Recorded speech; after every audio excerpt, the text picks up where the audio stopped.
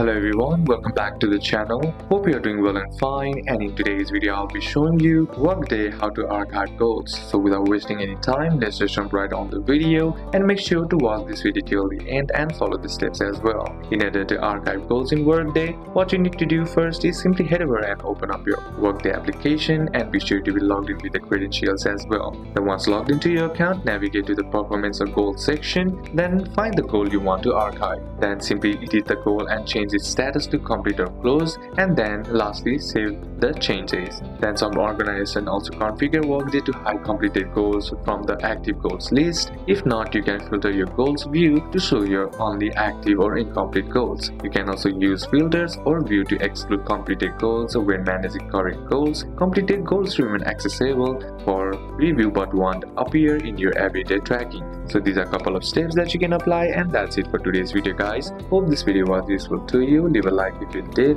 comment down any questions that you have, and see you soon on the next one.